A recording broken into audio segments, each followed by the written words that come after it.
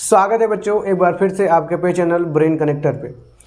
जैसा कि मैं आशा करता हूं कि आप सभी बहुत मस्त होंगे, बहुत अच्छे से आपकी तैयारी को अच्छे दिशा में ले जा रहे हैं। और उसी कड़ी में आपकी तैयारी में एक सहयोग के लिए आज हम लोग पढ़ेंगे क्वाड्रेटिक इक्वेशन के बारे में।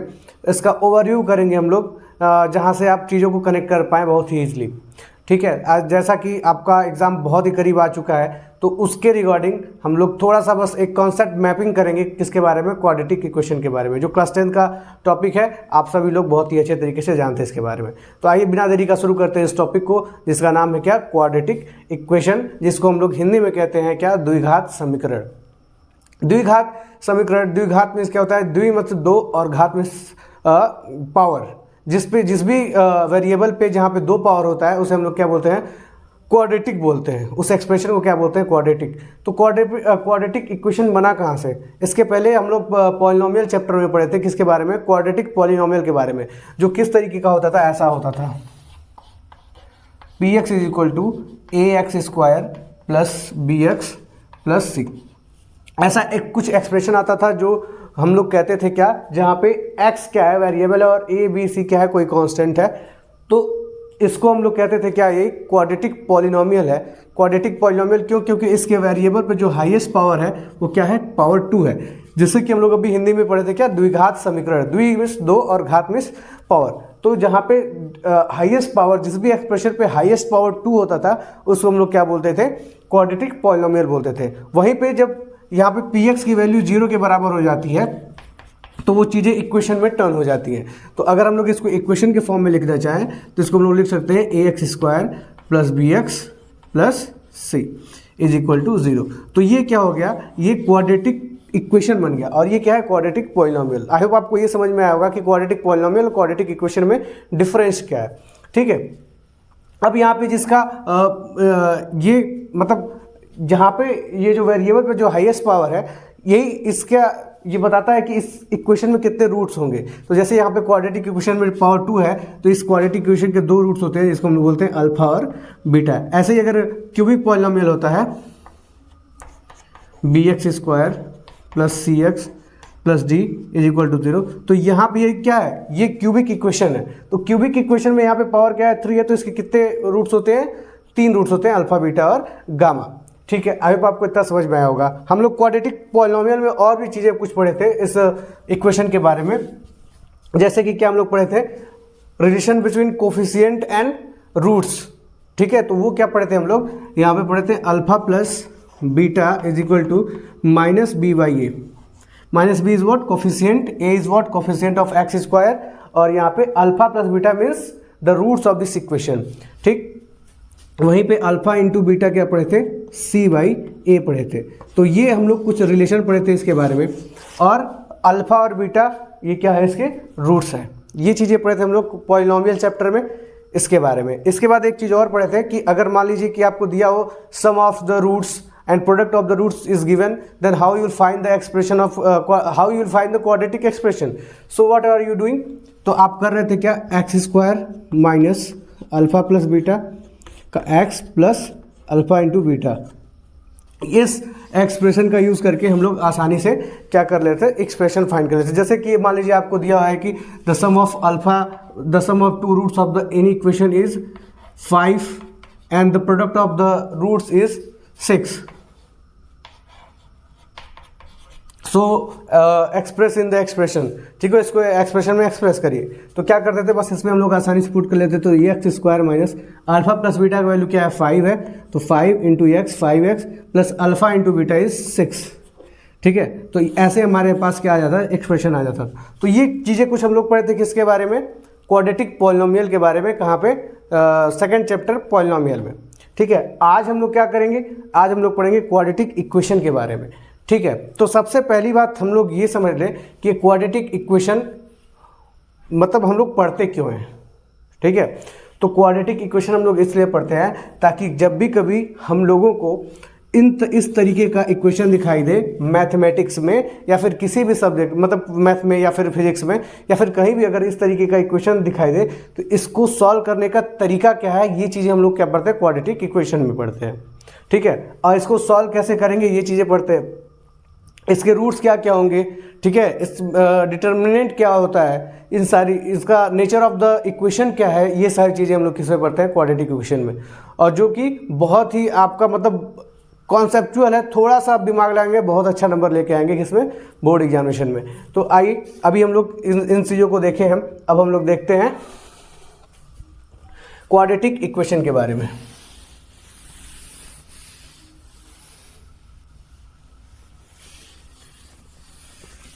अच्छा, तो अगर हम लोग क्वाड्रेटिक इक्वेशन की बात करें तो सबसे पहले हम लोग क्वाड्रेटिक इक्वेशन के जनरल फॉर्म की बात करते हैं, क्योंकि जब जनरल फॉर्म आपको पता रहेगा तो मैक्सिमम जो तकलीफें हैं आपकी वो खत्म हो जाएंगी। तो general form of the quadratic equation अभी मैंने लिखा था, फिर लिख देता हूँ, ax² plus bx plus c is equal to 0। This is the general form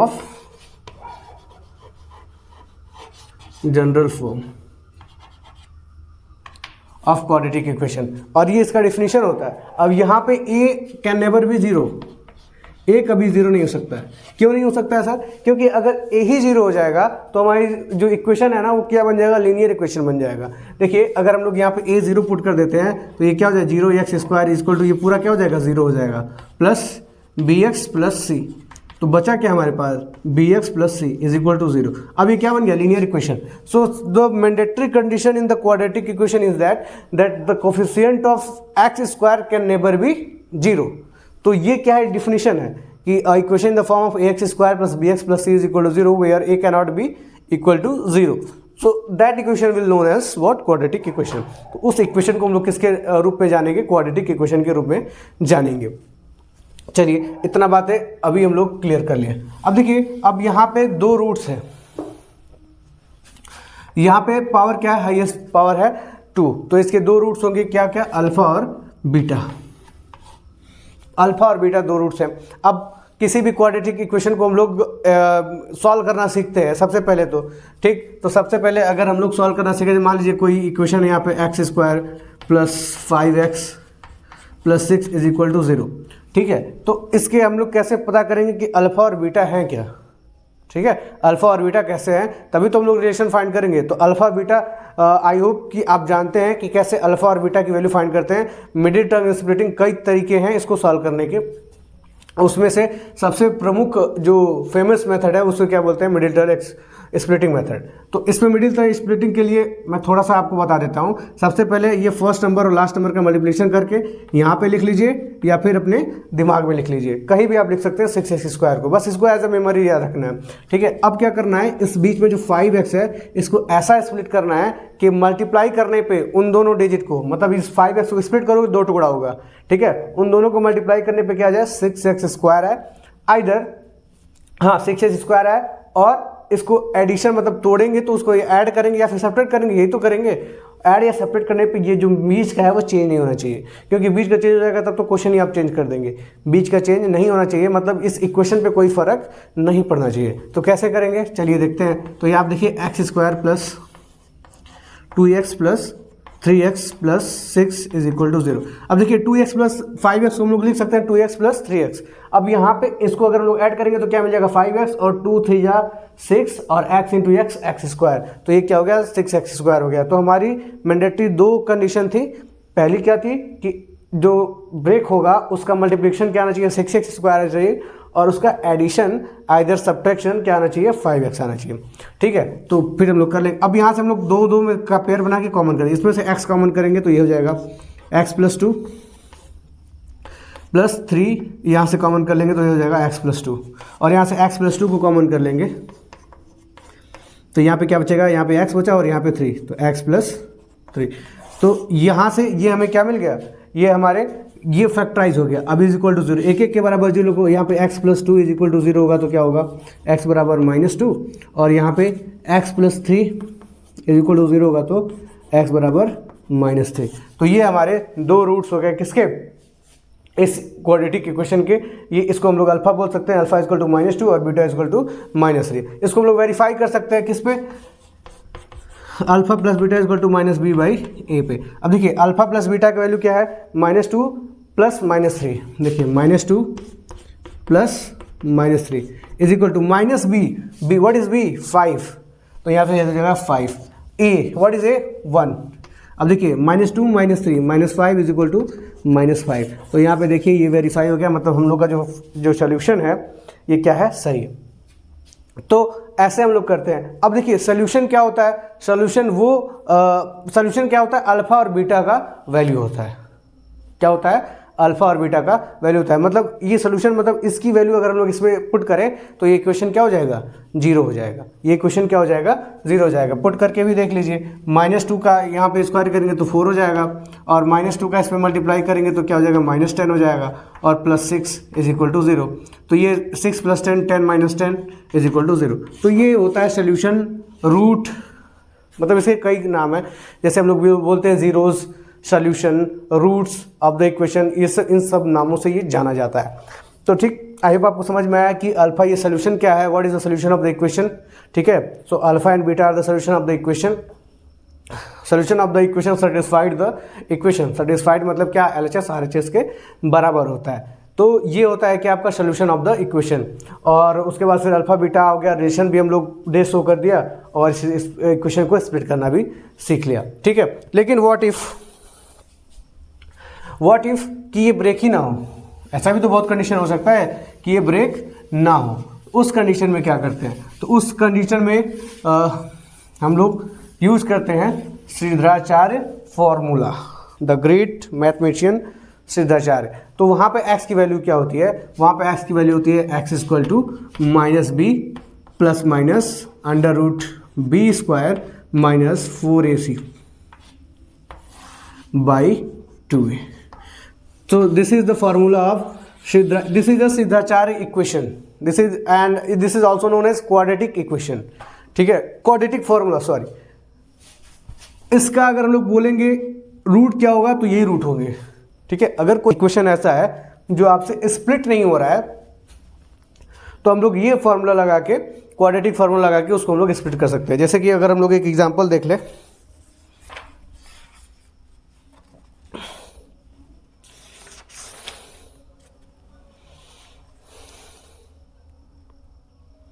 जैसे मान लीजिए 3x² + 2x - 1,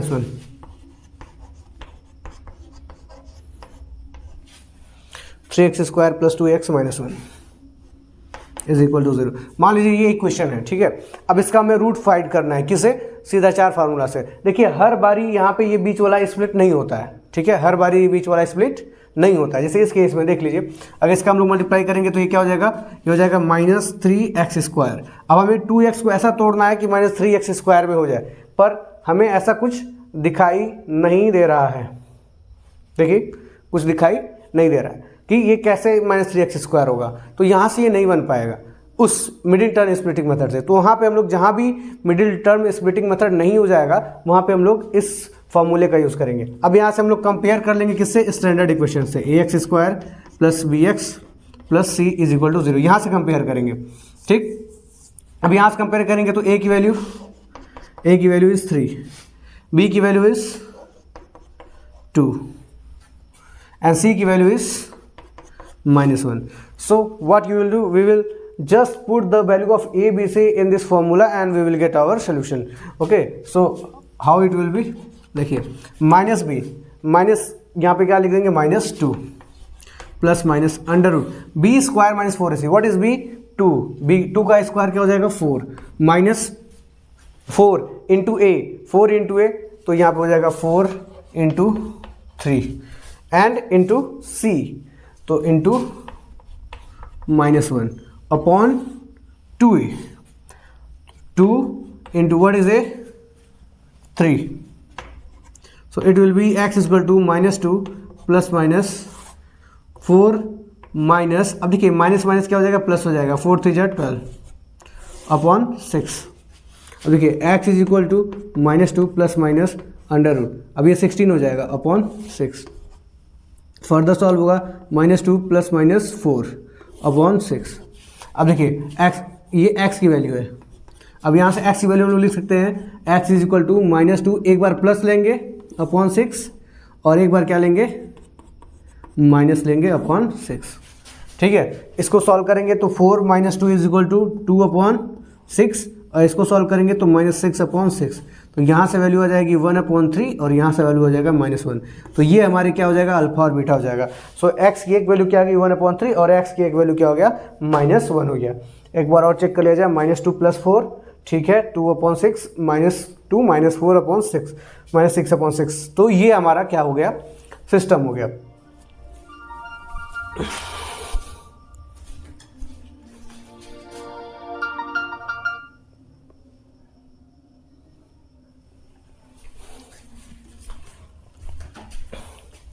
ओके, ठीक है। तो ये हमारा क्या है, ये हमारा क्वाड्रेटिक फॉर्मूला है, ठीक है। अब हम लोग पढ़ेंगे क्या, नेचर ऑफ द इक्वेशन। क्या पढ़ेंगे, नेचर ऑफ द इक्वेशन, ठीक है। तो आगे हम लोग अगर चलें,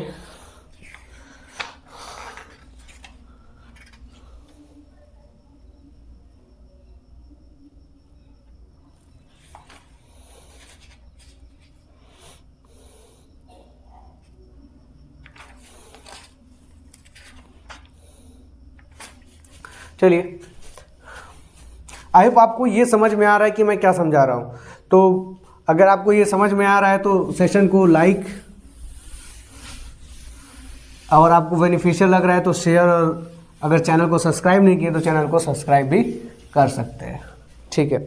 आगे हम लोग अगर बात करते हैं क्या, नेचर ऑफ द इक्वेशन, मतलब इस इक्वेशन का नेचर क्या क्या हो सकता है। तो इसका नेचर डिपेंड करता है, ठीक है।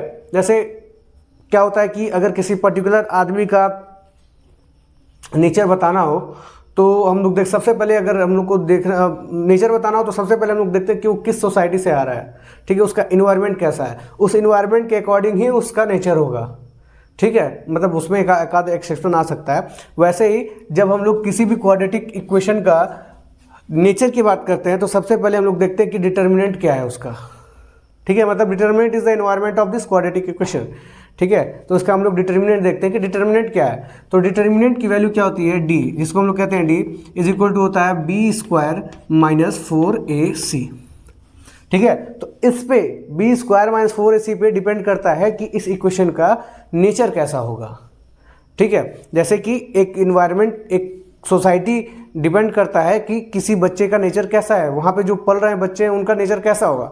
वैसे ही यहाँ पे इस इक्वेशन का नेचर अगर डिटरमाइन करना है तो हमें इसके डिटर्मिनेंट को देख लेंगे तो हमें पता लग जाएगा कि ये कैसा नेचर है, ठीक है। तो अब कैसे हम लोग इसको देख लेंगे, पता, मान लीजिए कोई एक इक्वेशन है, ठीक है, कोई एक इक्वेशन है जिसका हम लोग डिटर्मिनेंट निकालते हैं, ठीक। तो हो सकता है कि इसको सॉल्व करें हम लोग, जैसे मान लीजिए ये एक वैल्यू है और ये एक वैल्यू है, ठीक है। अब आपको समझ में आ रहा है मैं क्या समझाना चाह रहा हूँ कि b² एक वैल्यू है, ये क्या है, सपोज एक इक्वेशन लिख लेते हैं हम लोग, जैसे वही इक्वेशन है 3x² + 2x - 1, 3x² + 2x - 1 is equal to 0। अब यहाँ से a की वैल्यू इज 3, b की value is 2 and c is -1, ठीक है। अब देखिए अगर यहाँ पे वैल्यू पुट कर रहे हैं हम लोग b का, तो b यहाँ पे क्या हो जाएगा, 2 का square -4 into a is 3 and c is -1। So the value of d will be, यहाँ पे देखिए 4 + 12 है ना, तो d की वैल्यू यहाँ पे क्या हो गया, 16 हो गया, ठीक है। d की वैल्यू क्या हो गया, 16 हो गया। मतलब ये d का वैल्यू जो है वो ग्रेटर देन 0 है, ठीक है। d का वैल्यू क्या है, ग्रेटर देन 0 है। तो d की वैल्यू ग्रेटर देन 0 का मतलब क्या हुआ कि मतलब ये जो हमारा क्वाड्रेटिक फार्मूला है x is equal to -b + -b² - 4ac upon 2a, ये जो क्वाड्रेटिक फार्मूला है यहाँ पे b का मतलब ये हुआ कि इसका वैल्यू हम लोग कुछ रियल नंबर में आ जाएगा। इसका वैल्यू क्या होगा, कुछ से कुछ रियल नंबर में आ जाएगा, क्योंकि यहाँ पे बहुत होगा तो ये होगा addition of rational and irrational number, और एडिशन और subtraction of rational and irrational number. और जब भी हम एडिशन और सब्ट्रैक्शन करते हैं रेशनल नंबर इरेशनल नंबर का, तो वो रियल नंबर में ही रियल नंबर के ही अंतर्गत आता है, रेशनल और इरेशनल दोनों नंबर, ठीक है। तो इसका वैल्यू जो है वो ग्रेटर देन 0 होगा, ठीक। तो इसका वैल्यू ग्रेटर देन 0 है, तो यहाँ पे देखिए यहाँ पे b² - 4ac का वैल्यू क्या है, यहाँ पे ग्रेटर देन 0 है। ऐसे ही मान लीजिए कोई एक और इक्वेशन हम लोग लेते हैं जिसको हम लोग सॉल्व करते हैं, इसमें b² - 4ac का वैल्यू निकालते हैं, तो ये पॉसिबल हो सकता है कि यहाँ पे d की वैल्यू क्या आ जाए, 0 आ जाए, बिल्कुल पॉसिबल हो सकता है कि नहीं, कि इसको यहाँ पे कुछ सॉल्व किए और इसका डी का वैल्यू क्या आ गया, 0 आ गया। और ये भी पॉसिबल हो सकता है क्योंकि भाई देखिए ये सब्ट्रैक्शन ही तो है, यहाँ पे हम लोग सब्ट्रैक्ट ही तो कर रहे हैं, -4ac, जहाँ पे इसका और इसका वैल्यू क्या आएगा, इक्वल आ जाएगा, वहाँ पे इसकी वैल्यू क्या हो जाएगी, 0 आ जाएगी। जहाँ पे इसकी वैल्यू क्या हो जाएगी, बड़ी हो जाएगी इससे, तो ये क्या हो जाएगा, ये d क्या हो जाएगा, 0 से बड़ा हो जाएगा। और जहाँ पे इसकी वैल्यू छोटी हो जाएगी इससे, ये d क्या हो जाएगा, 0 से छोटा हो जाएगा। तो ये तीन चीज़ें जो ये डिटर्मिनेंट है, डिटर्मिनेंट की वैल्यू बताती हैं कि हमारा इक्वेशन का नेचर कैसा है। ठीक है, तो आइए हम लोग समझते हैं कि कैसा है नेचर। ठीक, तो यहाँ पे हम लोग निकालते हैं डिस्क्रिमिनेंट की वैल्यू d, जिसे बोलते हैं d which is known as b² - 4ac। किसी भी इक्वेशन का हमें नेचर जानना हो तो डायरेक्ट हम लोग b² - 4ac निकालेंगे और ये चेक करेंगे कि वो डिटर्मिनेंट की जो वैल्यू आई है वो क्या 0 से बड़ी है, 0 के बराबर है, या फिर 0 से छोटी है। 0 से बड़ी है, 0 से बराबर है, 0 से छोटी है। अच्छा, क्या होगा, देखिए यहाँ पे x = -b ± d, हम लोग इसको d लिख लेते हैं, अपॉन 2a। क्या होगा, ठीक है, क्या होगा सर, अगर यहाँ पे d की वैल्यू अगर हम लोग 0 रखते हैं, ठीक है, तो d की वैल्यू 0 रखेंगे तो -b/2a इस इक्वेशन का रूट होगा। ठीक है, मतलब यहाँ पे ऐसा ही 2 रूट होगा जिसको हम लोग बोलते हैं इक्वल रूट, इक्वल रूट्स। अगर d की वैल्यू 0 हो गई तो क्या हो गया, हमें रूट मिल गया। ठीक है, जिसे हम लोग कहते हैं इक्वल रूट, सेम रूट होता है वहाँ पे, मतलब a अल्फा और बीटा दोनों की वैल्यू क्या होती है, इक्वल होती है। अच्छा, अगर यहाँ पे x यहाँ पे ग्रेटर देन 0 मिलता है तो मान लीजिए कुछ ग्रेटर देन 0 मिलता है, x मिलता है। ठीक है, तो यहाँ पे माई रूट होगा -b ± कुछ भी मान लीजिए, यहाँ पे 3 मिलता है तो ये अपॉन 2a। तो यहाँ पे ये क्या हो जाएगा, एक इरेशनल वैल्यू होगा, है ना। अगर यहाँ पे ग्रेटर देन 0 आता है तो एक इरेशनल नंबर हमें क्या मिल जाएगा, रूट मिल जाएगा। ठीक है, लेकिन रूट मिलेगा। ठीक, अब यहाँ पे डिपेंड करता है कि यहाँ पे अगर परफेक्ट स्क्वायर आ जाता है, ठीक है, अगर यहाँ पे परफेक्ट स्क्वायर आ जाएगा तो वो अंडर रूट से बाहर आ जाएगा और वहाँ पे हमें रेशनल रूट मिलेगा। अगर यहाँ पे क्या होता है, इरेशनल नंबर आता है तो वो इरेशनल नंबर हमें मिलेगा। ठीक है, यहाँ पे भी हमें रूट मिलेगा। ठीक है, यहाँ पे भी रूट मिलेगा, 2 डिस्ट्रिक्ट रूट मिल जाएगा, 2 अनइक्वल रूट्स। पर व्हाट इफ, क्या होगा अगर d की वैल्यू छोटी हो जाए। ठीक है, अगर d की वैल्यू छोटी हो जाए, x = -b ± ये d की वैल्यू क्या हो जाए, माइनस में आ जाए, d की वैल्यू -d हो जाए अपॉन 2a। अब ये हम नहीं सॉल्व कर सकते क्योंकि इस यहाँ तक की बातें हम लोग पढ़े हैं, पर अंडर रूट में माइनस जो आता है इसकी बातें हम लोग नहीं पढ़े हैं। ठीक है, और यहाँ पे क्या होता है, रूट डज नॉट डिफाइन, मतलब ये रूट ऑफ फाइंड नहीं कर सकते हैं। ठीक है, पर क्या कभी नहीं कर सकते, कभी कर सकते हैं, यहाँ नहीं कर सकते हैं। क्लास 10th में यहीं पे आपका क्वाड्रेटिक इक्वेशन आके ख़त्म हो जाता है और यहाँ पे कर देते हैं कि इसका रूट मतलब यहाँ पे डिफाइन नहीं है। ठीक है, मतलब रूट यहाँ पे लाई नहीं करता है। ठीक है, तो यहाँ पे आपका आके क्वाड्रेटिक इक्वेशन खत्म हो जाता है। ठीक है, तो रूट डज नॉट लाई आप कह सकते हैं कि मतलब यहाँ पे रूट नहीं है, पता कर सकते हैं। ठीक, पर इन 2 कंडीशन में रूट पता कर सकते हैं। और यहाँ पे क्या होता है, यहाँ पे इमेजिनरी रूट आता है। क्या सा रूट आता है, imaginary root of the quadratic equation, जो आप क्लास 11 में पढ़ते हैं कॉम्प्लेक्स नंबर में। तो यही क्वाड्रेटिक इक्वेशन से कॉम्प्लेक्स नंबर का जन्म होता है। अब ये जन्म आप लोग क्लास 11 में पढ़ेंगे।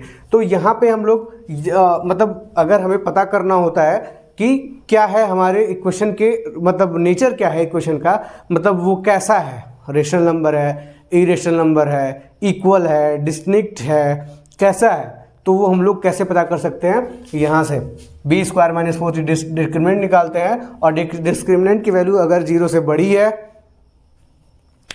और परफेक्ट स्क्वायर है तो हमारा रूट होता है अनइक्वल एंड रेशनल नंबर होता है। अगर 0 से बड़ी है पर परफेक्ट स्क्वायर नहीं है तो क्या होगा, अनइक्वल एंड इरेशनल नंबर होगा। उसके बाद अगर हमारी वैल्यू 0 के बराबर होती है तो हमारा इक्वल रूट्स आप मिलते हैं, और अगर हमारी वैल्यू d की 0 से छोटी होती है तो वहाँ पे रूट मतलब हम लोग डिफाइन नहीं कर सकते हैं अभी के लिए। ठीक है, तो आई होप आपको ये समझ में आया होगा टोटल ओवरव्यू क्या क्वाड्रेटिक इक्वेशन का, कि कैसे हम लोग क्वाड्रेटिक इक्वेशन को लिंक करते हैं एक एक चीज़ों को और कैसे उसको सॉल्व करते हैं। आगे अब जो आप लोग पढ़ेंगे और इसको रिवीजन करेंगे तो आपको समझ में आएगा। जब क्वेश्चन को सॉल्व करेंगे तो और अच्छे से इस कॉन्सेप्ट का क्लियरेंस हो जाएगा।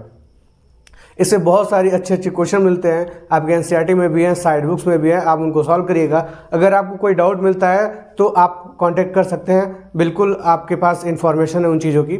और फिर मिलते हैं हम लोग नए चैप्टर में, मतलब नए चैप्टर के साथ, नए कॉन्सेप्ट मैप के साथ। और तब तक के लिए take care, bye bye, keep learning, keep exploring, thank you.